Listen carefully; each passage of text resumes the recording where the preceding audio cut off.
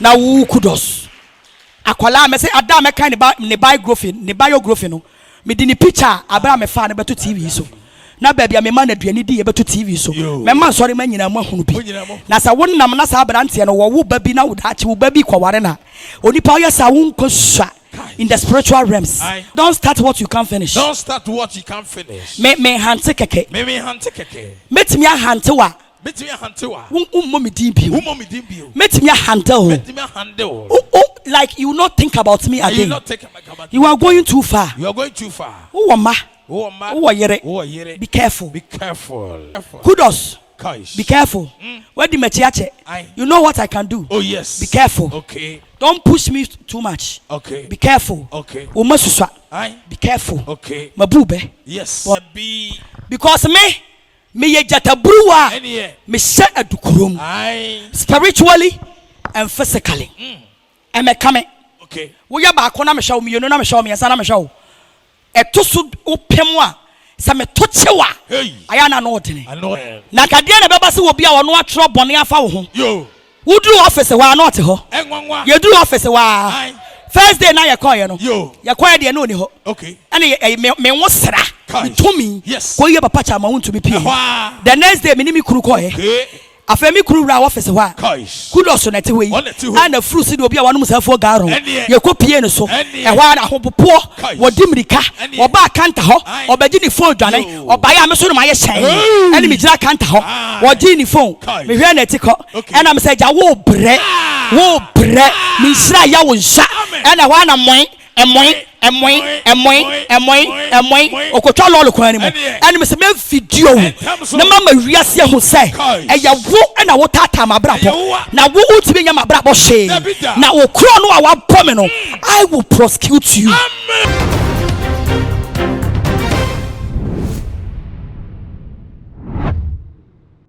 I will share information about someone so say EOCo for action your mama part Agradaa yana eminti wodi asentwe e EOCo office be na wochi ya etwemi abra na ye papa chama won to me so edem na naso bo a wo mo ede bo na da monten so say mama part money laundry ya won kasa na kwala ene de sa information no ekoma EOCo for enu nti na wo mo to sa ede friend se me no e kasa de mama part enra ede emunche mu nyina aba ya me de e ba besom mo mesro se obemi subscribe button so now de be on account se be ye na upload me to mo pe only first person ya won sa ebidi kan akemi ebusua abrante bi ya odi ne djuma e wo online ya friend say Black Jesus e na wone mama part e ba ba ko e ko guarantee interview na eno na abrante no entry mu a wode ba no wo tre say mama part e nipa bi a odi money laundry ho edwari ya okopie so kra e woni dem okohu sika pudu na egu ho no ne enyema abrante no e ko kan ye eno enam so enana Ghana fo esusu se ene no ntina EOCo fo eto nsa e de frɛ mama part ya ye hu no media no se mama part e di atwentwe e wo EOCo ha na ni abre no hu ye pa wo kola ndi kunu asiama so e ka no ne na oba le okunu wo mo e ko ba sabra na chema wontumi so edem e mama mi kra be kyerɛ se abra no kopie mu ho ne hosra e de kokɔ yi chema wontumi e di pi abonten kwasi de e wo na asɔre dem ho e na wo kyerɛ se wo no mama part no money laundry no oni bi hu dwadade na sene ensem no esitia ye enu nti kopie mu e wo EOCo office no say and mama part e kan sem ni nyina esi e fae me gira no matter what you do to me me se sama dream free nya me ho da hey me se me 3 years ni me fa yeso me ho nto me da da bia ye bo me din da bia ye de me na police station ye de me na court ye de me na EOCo enya no na be mama twe me ho free yeso ho woman wisdom woman power preacher na da yeso me din na chiri me nim de oba ye de ye na na Yesu a mimi di na chi mimi de ye no me se baby a moduru no ye last stop okay e ho ye EOCo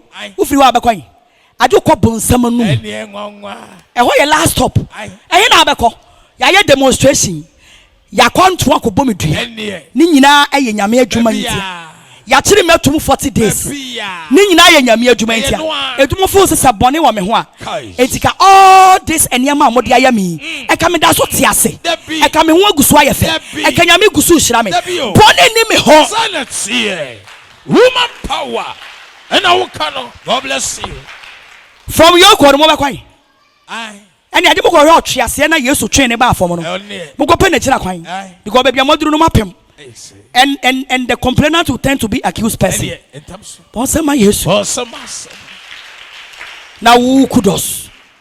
akwala me say ada me kan ne biography no me di ni picture abra me fa ne beto TV so na baby me ma na aduani di ye beto TV so me ma sorry ma nyina mo ahunu bi na sa wonnam na sa abrante no wo ba bi na wo daachi wo ba bi kware na onipa oya sa wo nkosua in the spiritual realms unche wo wiase in the spiritual realms unche okay don't start what you can't finish. Cause don't start what you can't finish. Don't start what you can't finish. Me hante keke. Me hante keke. Metimi ahante wa. Betimi ahante wa. Ummo din bio. Metimi ahante o. Betimi ahante o. Like you will not think about me again. You not think about. You are going too far. You are going too far. Uwama. Yere. Be careful. Be careful. Well, some. Cause be careful. Be careful. Wawa odi ahometia na eka. Be careful. Be careful. Kudos. Kaish. Be careful. Where the mechiache? You know what I can do. Oh yes. Be careful. Okay. Don't push me too much. Okay. Be careful. Okay. Umasuswa. Be careful. Okay. Mabube. Yes. Wansama Yesu. Wansama no. Woman power. Evangelist Patricia Mrs. Siama. Kaish. The only empress Mrs. Siama. Kaish. No one can stand against you. Nobody. All days of your life. Amen. Was obi biara ntimi nyina wanim. Tina muntimi mfa mento fom.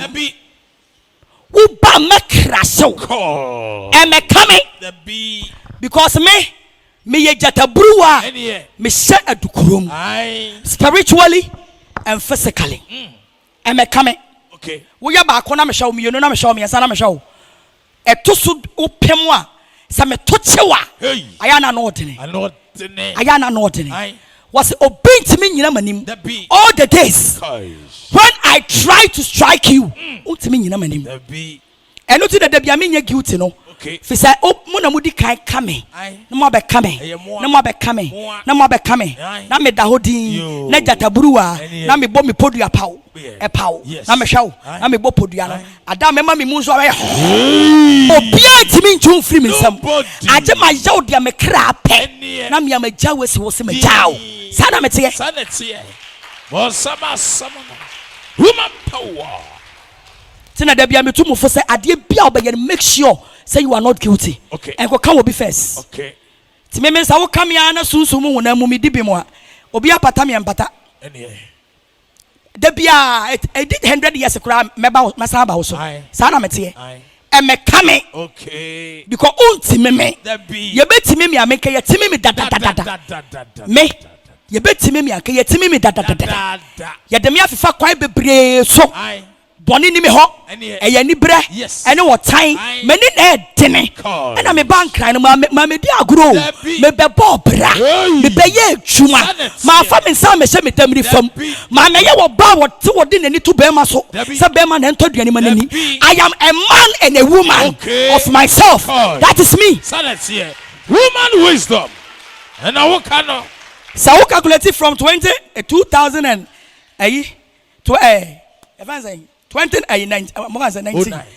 2009. Yes. What there should be on no free kwa kurase. Abankran 2009. Nene 2025. Let's calculate it. How many years ni? More than 24 years ni. Me bobra enyene. Me na mate. It no be any me. Okay. 83 years ni ehun me no. Enya what is 3 years ni na me dey abosa abela no. Bodam. And na wo kano. Woman power. What did they say one name? And now me me dance drew EOCo. E be 2011, e be 2010, e be 2012. E be cry 20 something. Yes. What time my bobra? When we Agradaa 3 years, 5 years in Agradaa. Say you want to say just 5 years no. And then yami mama ye years. And you was share. No. Well, some no. Da. She. Titi brem nyene.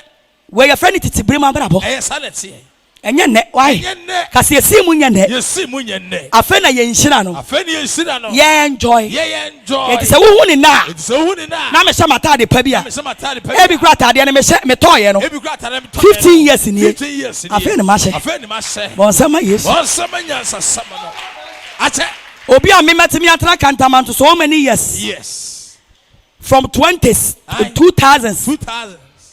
I saw prank for first elections. To me, meaning that I measure. Who first election that? Brand ambassador. Me brand ambassador. Yes. From Tadia baby. Minia Tadia. And your friend, I may be Shana Jordan. Amen. First, no. Na me shane kwasi da pe. Se me shane joda. Ebenada, ukoda, yawoda, efieda, memenda, kwasi da me sanse. E ti afi na me ba be mamo pressure. No go pressure. Afi na me be mamo pressure. No dene. Unya usika na ode pema no. Ma fa me dia mpe me ma.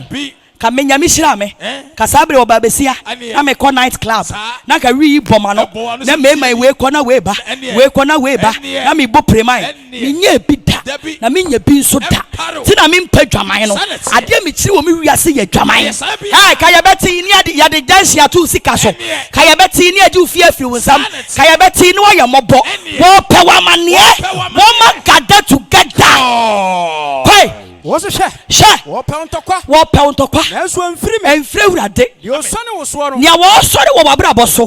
We see castle. We hear dear so. Wawaria so. When you monyam so. Uncle so. 1 morning some shamanim. Agradaa yesu. Won't see samna say. Won't see samna say. Won't see samna say. Was in your sorry was soon.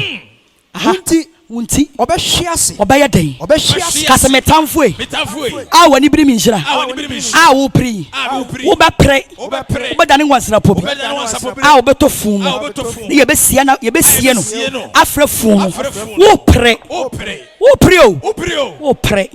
be hyiase na wo hyiase wo baabia ye betu metamfo baako amena a ye be sie no ada ye sie no saa amena no wo be hwim ye be kata so wo ye dede ma yesu akayaju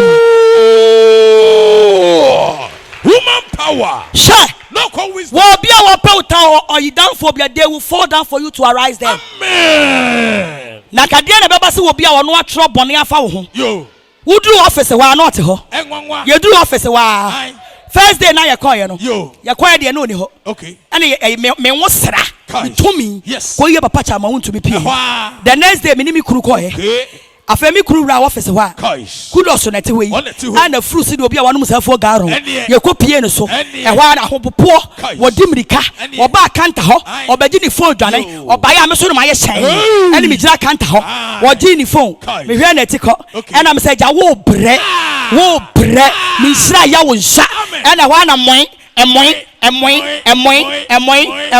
okotwa lolo kwani mo and me se me video na mama wiase ho say eya wo na wo tata mabrabo na wo utimi nya mabrabo she na wo kro no a wabɔ me no I will prosecute you. Amen. Woman wisdom preacher na kanipa nyina na fa nkwala ne wo tena mo ye yie say ya ka ho na betro bi nchen ya bre wa tena wo madam nchen ya ye yie wo kwa wo nya di enko enjoy de wanya wo do madam ne nam se wo do madam beba fom na japade a wo no ba ne mabɔ me bre hwie wo ba me nchen kura se 2018 or 17 2018 or 17 or say wo me bɔ bra na we na bra me nua na ode wo bra me ne kura den tam ma bɔ me bre sisi me fie wasia na wo no me mo bre sisi fie ka wo ba ka nya fie dem wo ba ya no ka ne me mo bre sisi fie e to talk asia ka wo ba ya ne ka wo nya ka ni bi twiye o dwan and I walk no woman wisdom preacher obi mfa unto duane ma wuni by na father da wo ba ne ma bɔ me bre wie afase I am abɔ me bra more than 80%. Eska ofie. Answer na wo ba. Ana wo ba ma bra bom na me te on completed. Wo ba ye na wo kura wo ba ye betena me nche me ma bro sign fu na me de ma ho. Setra ho. Wo tu afiri ho 8 years. Lad be wantua, water be wantua. Me an me san go tua. Na wo bia ono no wa bɔ ne bra ye ne japade a wa befa wo akoa. Na kana me mo bra ka me wo cars ana me se bra be horo. Na me ye koshini sansania ka me fa se be horo be cars Come fast for me mako school. Eti eniema wudi weni abudi nyina ye niema wo ba na mabɔ me bra wi. Ya me ntwia wo ka. Ube wewu mo no so. Na me ka kyerɛ wo. Woman wisdom, woman power. On sam kase ma wurade. Vision, bon sam kase ma samono. Me say awurade be krashe wo. Ube wewu mo no so. E wa bra wo mra nso ye. E wo Yesu din mu. Bon sam. Bon sam kase ma Yesu. Bon sam Jesus. Bon sam kase ma Yesu. Bon sam kase pa ma Jesus. Ensabusia ensam no ana mama part acheche mu e dia to won mesere so won so obeja waje nche e wo comment section ho e dia mam na fe wi a we mi subscribe button so e too much gh ya kai so de be on be kan wo ye ne sana upload ni to mo apɛ won first person ya won sa e bi di kan akabi all the social media handles so ko wa e too much gh ho so subscribe no like no share na wonua bi nso enye bi ahwe that gold enemy din macro ye kono man macro ma ye nyi prebu wo kwanso wo la la odofo ede ne wo hawo ede ne wo dadwen yare be na ye kwanko a wo de chenchecheche a wonya no aduro ende na me kanfo raboni spiritual research and divine medical laboratory ede ama eye prophet Dr. Abedagu ene da no a wise man will hear and will increase knowledge, but the fools despise counsel.